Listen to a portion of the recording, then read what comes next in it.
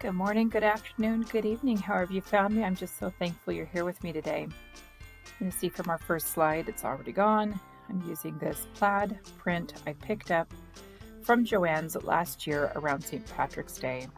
Wasn't sure what I was going to do with it, but I knew I loved the plaid. It is a quilting cotton, and it is not a very high quilting cotton at that, but it is a quilting cotton. And then I'm using this butterwork pattern. I'm going to use the pattern on the left side of the screen that has the shorter sleeves. First thing I'm doing here is I am pinning the bodice part on, but even though this is a larger size pattern, it's not wide enough for my girth, and so I am adding, I believe, on the front, an inch on each side, and then on the back, so a total of 4 inches. And this is just kind of a guesstimate of I'm wanting something that, with the cotton not being a stretch, I just needed to add a little bit more to get it to fit me better. So I'm just pinning down, I believe this is the first side, and I have made some markings beyond the side there, and already I'm just using a, I think I was actually using a scrapbooking marker to draw on this fabric.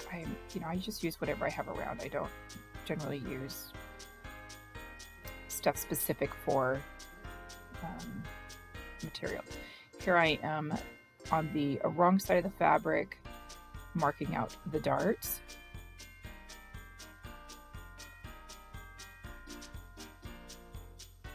What's nice about darts is there's generally straight, so it's nice to use a straight edge. Make sure you do that on both sides. You're going to see that on the side there, the fabric extends past the pattern, and that's just, again, to fit my girth. I don't have an hourglass figure, and so most of these patterns are under the assumption that your bust is larger than your waist, and unfortunately, that's just not how I am shaped.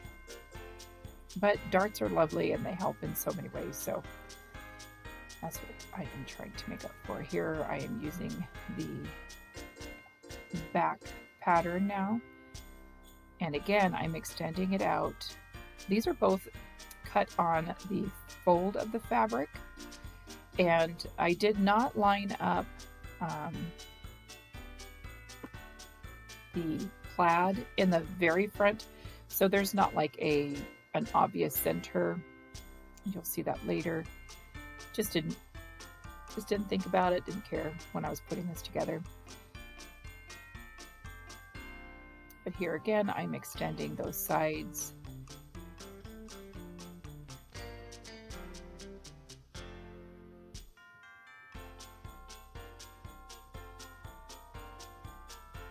Keeping everything else the same, the arm's eye, the neckline, the hem or the waistline, keeping that all the same except extending the waistline out on the sides from the bust down to the waist.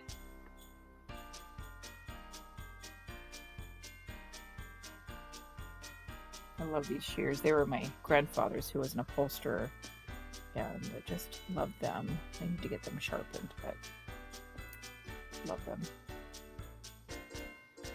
Okay, I believe here I'm just, so this is the back. Oh, apparently the back is 2 pieces. Sorry about that. I thought it was 1 piece, but I'm just marking in the darts.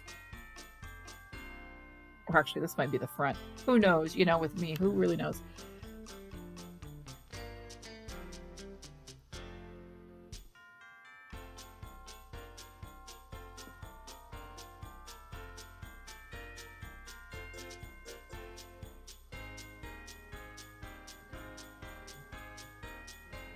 Yeah, so sorry about that. This is the front. So the front is 2 pieces, and then the back is on the fold. And I'm just now pinning the darts in. There are no darts on the back that I recall other than around the neckline, which is actually, I really like how it turned out. It was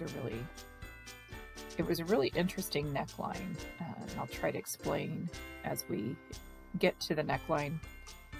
why I felt like it was unique, and I really like how it turned out.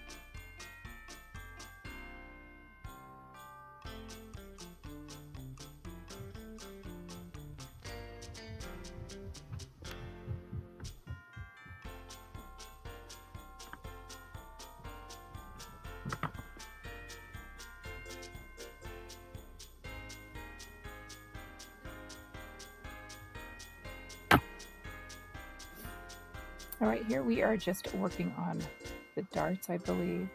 Now, I prefer to do darts where I prefer to sew from the outside in, and then I tie the dart on the inside.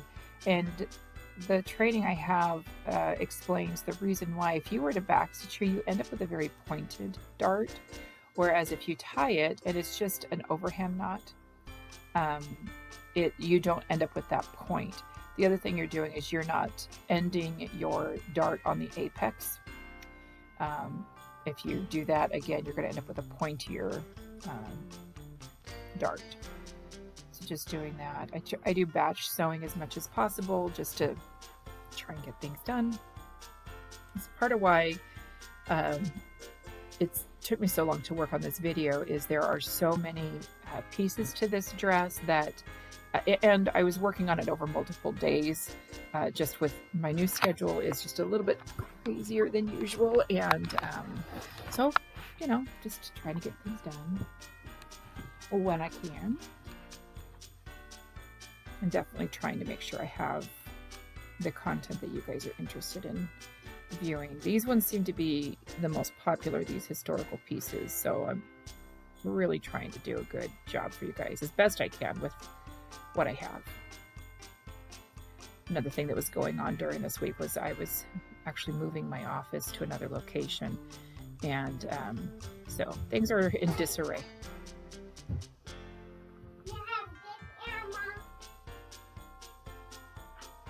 Yes, you may. It's my little helper. You might see her head poke in a couple times in here as well. Here I am sewing up, it looks like, the front seam of the dress, and then I'm going to sew up the shoulder seam,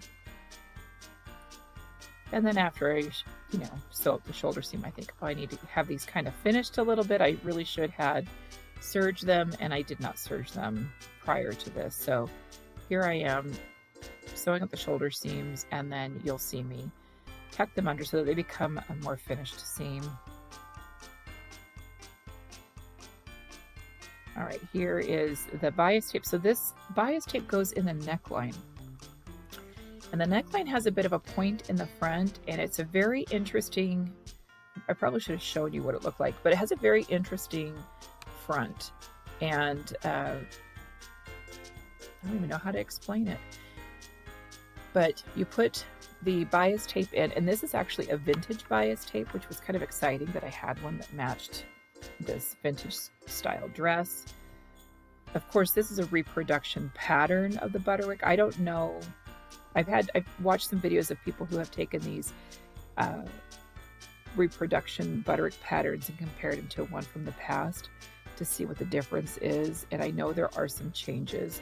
And I don't necessarily follow the instructions to the T. I look at them, and if there's something that I feel like is easier, I do it my way.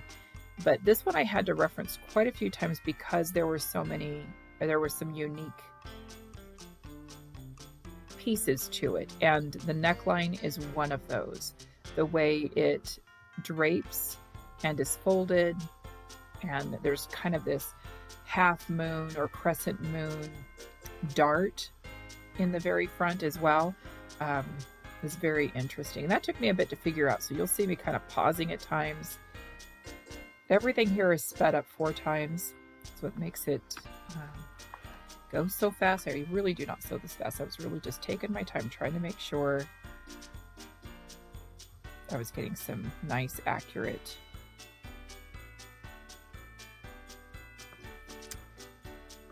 sewing done.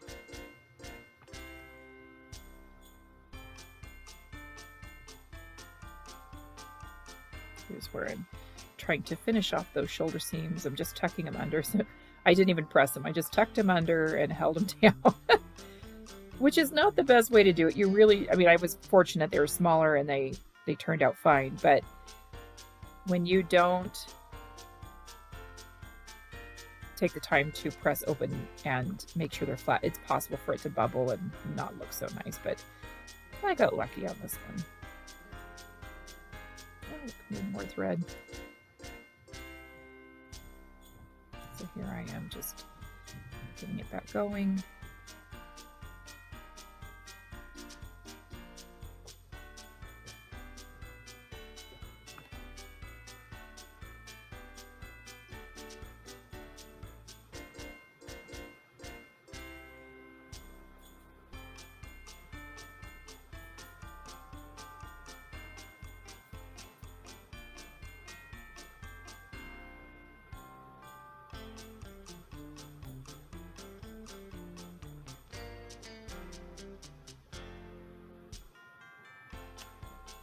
Right here, I'm just looking at the neckline, trying to figure out how they want me to finagle it.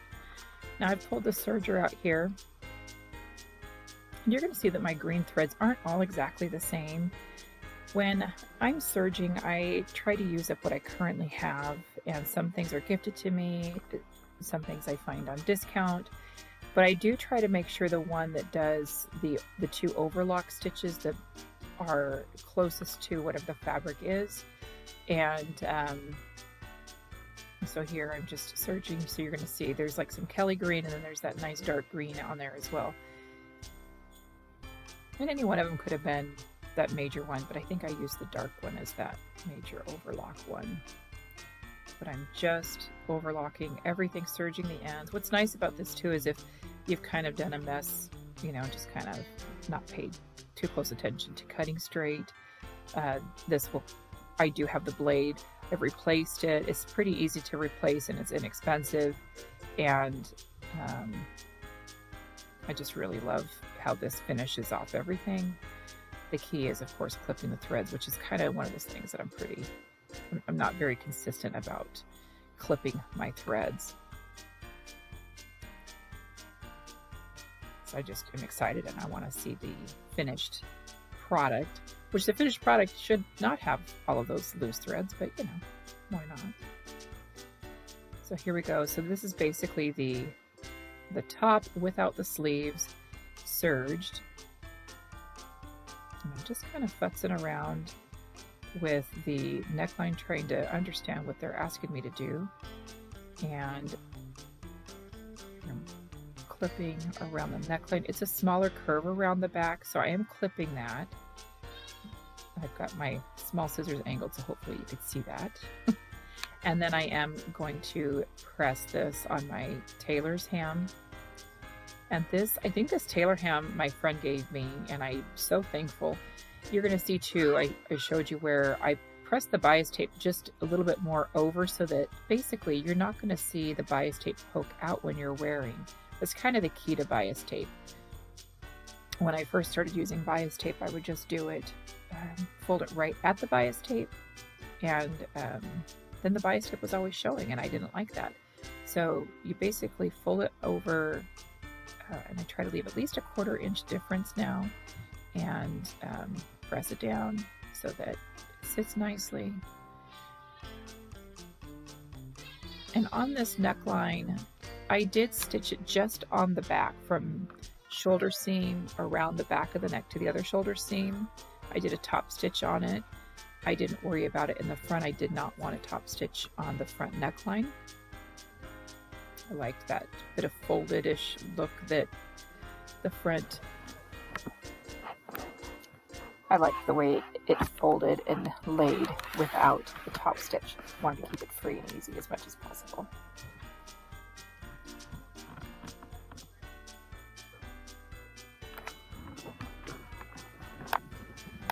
I'm hoping you're not hearing all the stuff going on in the background. I think here is where I'm actually taking the sleeve.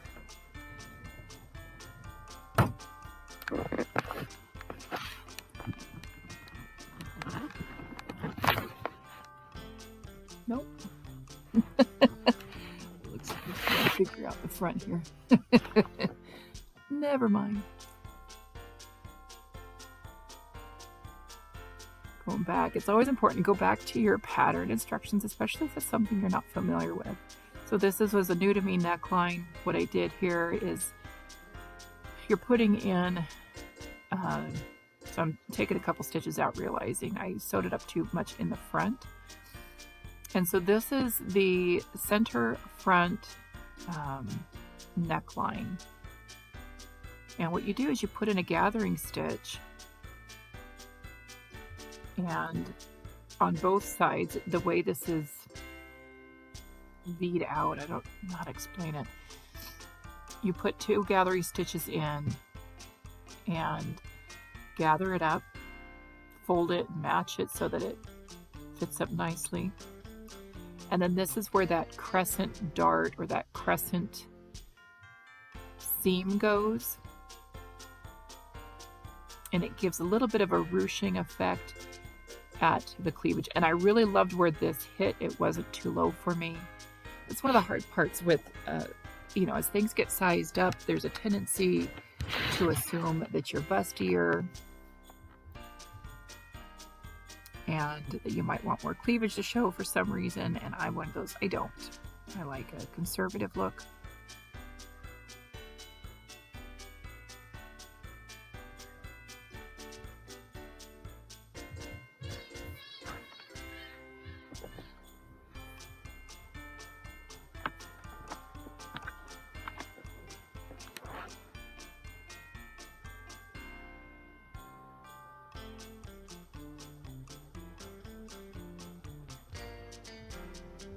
There we go. I really like the way that turned out. It's just beautiful. So I'm removing those gathering stitches.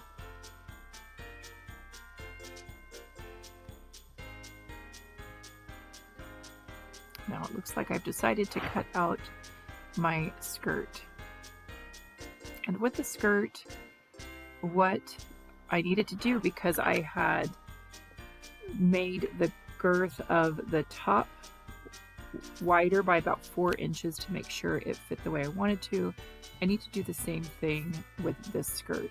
So the skirt has a front piece on the fold of the fabric, and then it has 2 side back seams, and then it has a center back.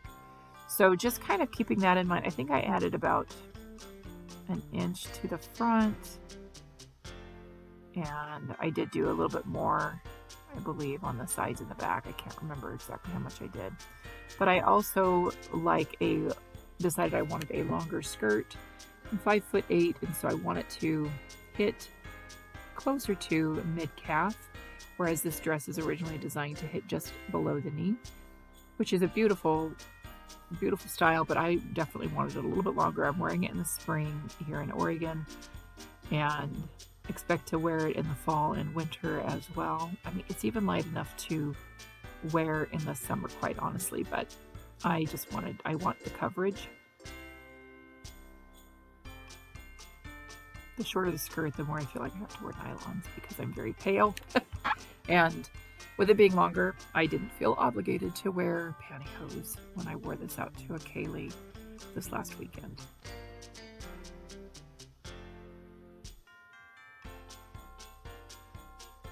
I'm just pinning, making sure I'm going to add that excess amount on the sides.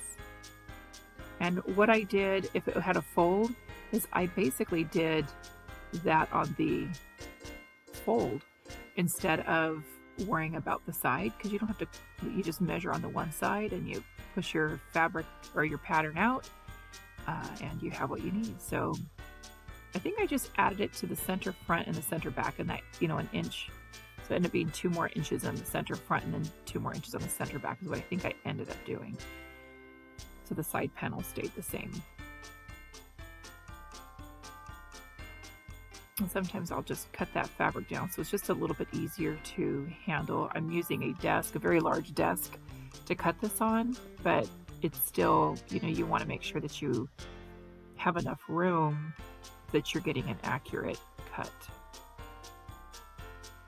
I think these might be the 2 peplums. So of course, because I had to add on the sides of the skirt, I need to actually add 2 inches on each, 2 inches total on the peplum as well. So now what I'm doing is I'm going ahead and I'm serging. I think this looks like the arm to me. This is the shorter arm that I originally put on the dress, and just I'm showing you how I just serge everything just so that it has a finished look.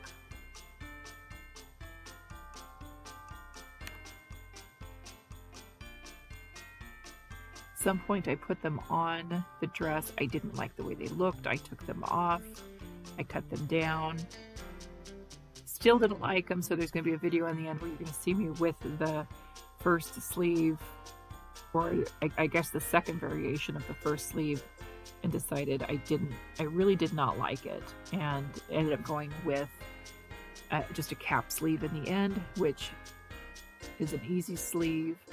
I keep a pattern that on hand for it, just a simple pattern that I've drafted, and then I might elongate it depending on the arm's eye, how large that might be, and that's pretty easy. I just kind of square it out as long as I need to, and do a simple finishing stitch, which I did not record, I believe, doing the cap sleeve. No, I did not. Thinking about it as I'm doing this voiceover. So no, I did not. Sorry about that. But it's the same process, just using a different sleeve style. So here, I like to start at the arm and sew down the side. So the one side of the top is closed, and then the other side I did not, because that's where the zip was going. Now here I pulled out my bias tape because this is how I originally finished the original sleeve.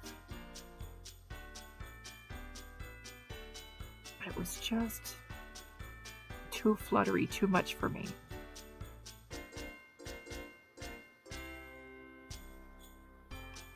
It's a beautiful sleeve. It's just not, I didn't like it for me, so. And there is a long sleeve variation, but I did not want a long sleeve variation. I usually prefer the shorter sleeves. If I was doing an evening gown or this for an evening piece, I would most likely do the long sleeve. So I believe this is the peplum. No, 5/7. I'm not sure. No, 5/7. These are the skirt pieces. So I'm just going to. Oh, I start putting the front piece to the back side piece. So you're going to see me do that. And then I'm going to realize, oh no, I'm going to put a pocket on this side. And so I have to rip this side out. And again, I said earlier, this is a quilted cotton, and even at that, it's not a high quality one. So I actually ended up tearing it and had to go back and do some finagling to fix an area that I tore. And in the end, it's covered, so I know it's there, but other people don't know it's there. But if you look close enough, you'll see that an area, if you inspect it close enough.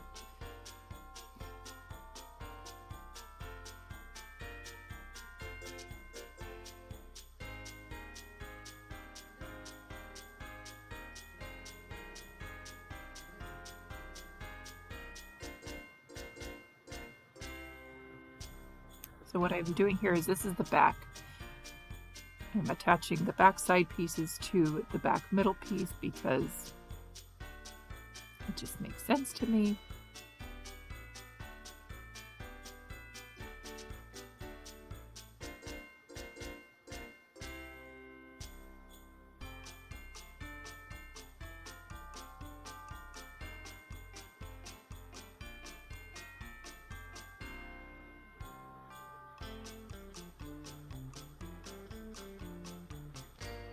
Now these are the peplum pieces, and it has you, oh, what am I doing here?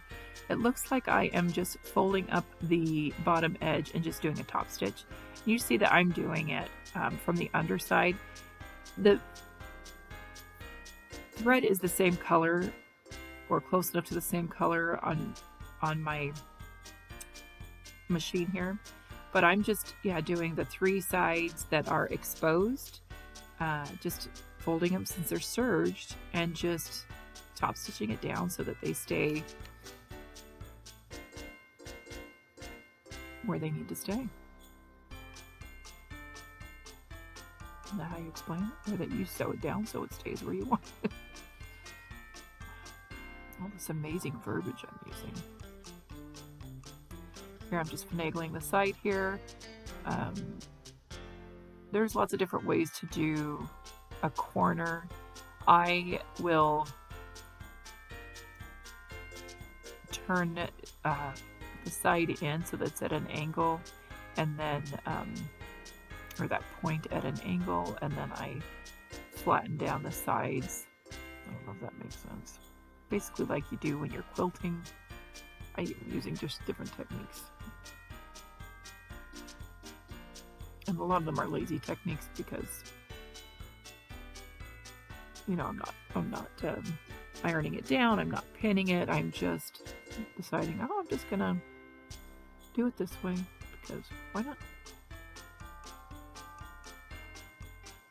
You might see my little helper there in the background. I'm singing a song to her, if you're wondering. She's handing me thread, and she's just precious. She's like, here, Emma. She calls me Emma. You need pink thread. Can you guess what her favorite color is? So here I'm lining up these 2 peplum, and I have 3 threads in there, so I'm doing a gathering stitch, and it's just on one side, and it's just a really neat, simple idea. I was like, wow, I really like it.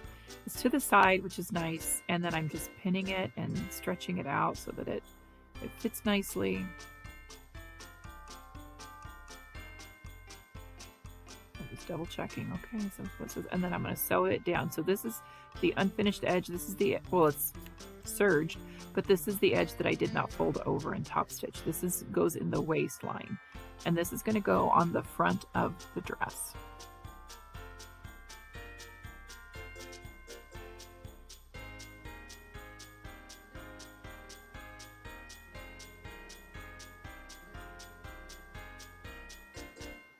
So here's the front of the dress. I'm going to get my pocket in on the side here.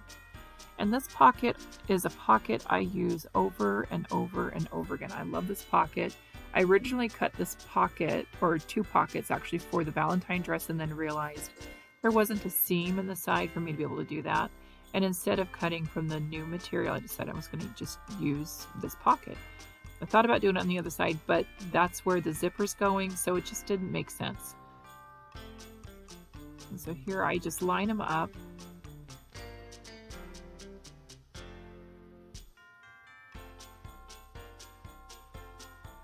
And sew it down. Like, it's a very simple, I just sew it down where the seam is, just past the serge. And then to put these together, it's very simple. I sew it down. So this is kind of a real pretty yellowish color, a buttery color that is used in my Valentine dress. And so I'm just sewing it down, and I'm just using the green thread. It doesn't matter. I sew around that curve.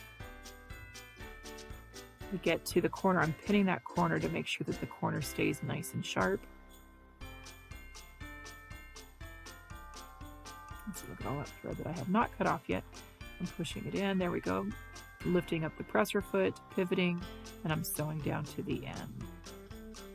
Now, I did not serge the bottom of this skirt because I wanted to make sure I had time to hang, and that way I could get a good stretch out of it before I hemmed it, and I didn't want the serge to be in the way.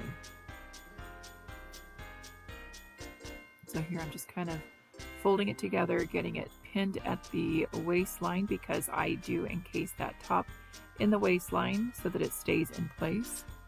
At least with this design of pocket I do. It's my go-to pocket. Here I am pinning the peplum. And I do this just because, you know, you just want it to stay in place. You don't want these things to move. So here I'm going to do a top stitch to get all of these pieces together. And you don't line the peplum all the way up with the edge on the unfinished side because you do not want that to get encased into the zipper. So here I'm just attaching it to the top. So just keep that in mind. You don't want to encase it in the other side. So here I'm going to go ahead. I have not sewn up the skirt on the other side. I am just pinning up the front, or the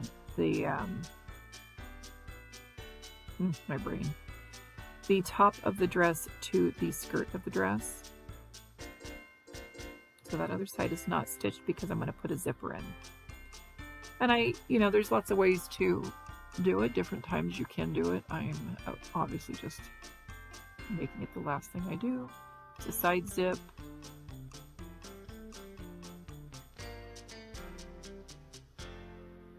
And I'm realizing, oh, my top darts and bottom darts aren't matching up. So what am I going to do? I need to finagle this so that it fits, it looks better. I've obviously determined that, and now I am sewing together I believe I'm at the top and bottom right here. Let's hope so, because that's what I was just pinning. Now, this obviously was pajama day sewing. I did put on a bra for you. You're welcome.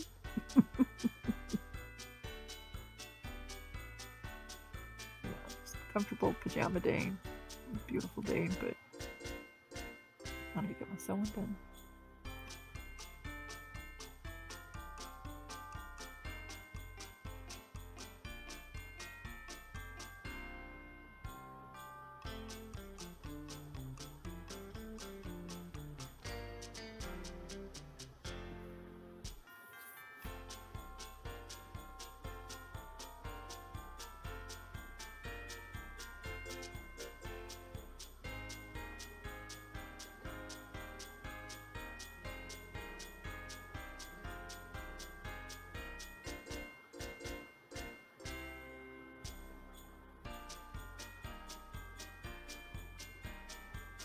Right, here's where I'm putting the zipper in, and what I'm doing is I'm sewing up that side seam first, because I'm not using an invisible zipper. So I sew it up with a longer stitch, and then I center the zipper on the opening, and I stitch it down on one side. I've obviously switched out to a zipper foot. So there's a whole lot more material here, but this is just one of the many ways that you can install a zipper. This is how I'm choosing to do this one today. Trying to use what I have on hand, and this happened to be fine for me. It's a little bit in that buttery yellow coloring. But I believe this process is called an overlap zipper.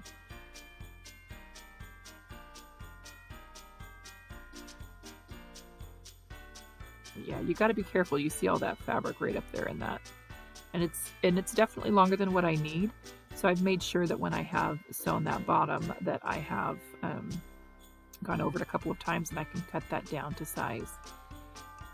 The other nice thing about this is you can also fix it so that the top is a different length as well. So here I am just cutting off the excess zipper. And then you just take your seam ripper and you seam rip the opening where that zipper is.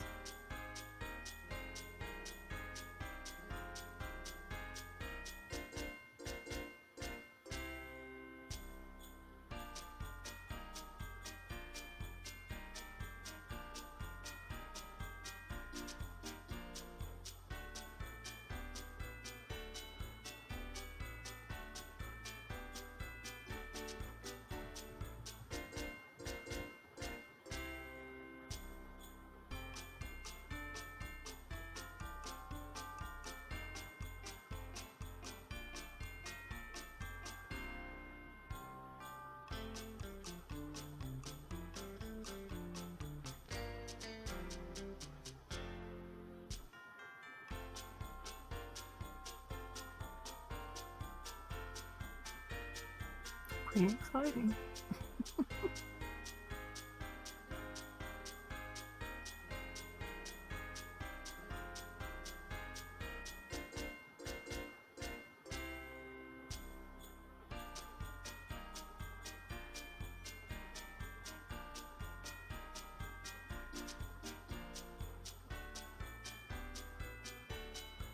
I think we're almost done with this dress. At this point, I think I just have the hemline. Okay, I'm trying on the dress now, and I'm realizing I hate how big this is right here. Like, this really shouldn't be that big. So I'm trying to decide what I'm going to do. I had to do this a couple of times because I wasn't sure. Was I going to put in a dart? How was I going to do that? Because it's sitting right there on the apex, and I didn't like that. And so I think at this point I decided I'm just going to fold it down to close that gap. So this is an issue I have pretty commonly with patterns, is there's just too much in the front, and I don't want that. So this is what I could have done even with the Valentine's dress, but I did not. So this is my fix on this one, is I'm just going to take it, I'm going to fold it under, and in case that faux dart, it's just going to be a fold there into the arm's eye is what I've decided to do. So here I am. This is the second rendition of those sleeves because I did not like that. Or it's the first rendition, but shorter. Just did not like them. They were too floppy. They were just too much for me. And here I'm just like, you decided I'm not using that. I'm going to cut down that. I'm going to try and straighten it out a little bit more to make it more of a cap sleeve, and it still did not. I still wasn't happy. So I'm serging it so that it at least has a finished edge, but it still has, it's just too floppy for me. It seemed like it was going to be okay, and then I put it on and I just did not like it.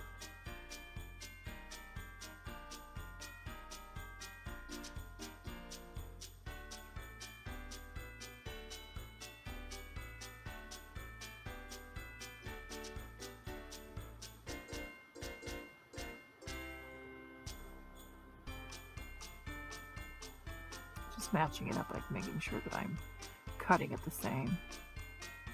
Serging the end.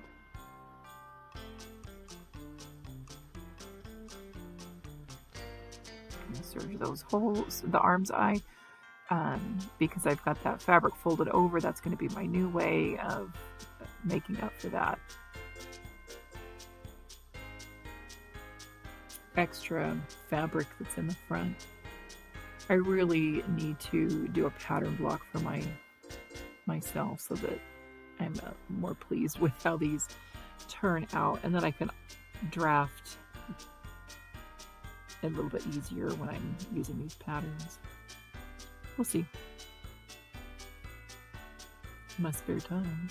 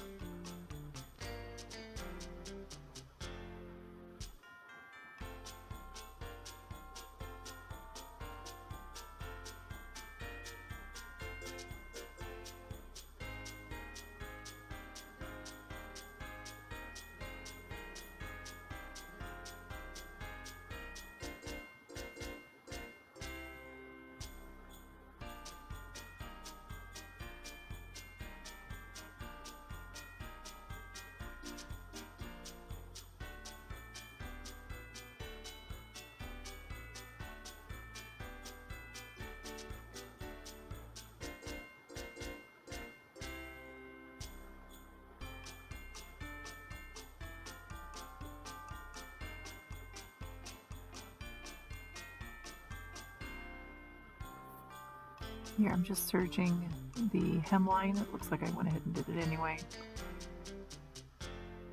Usually what you should do is let it hang, and I did in between the days that I worked on it.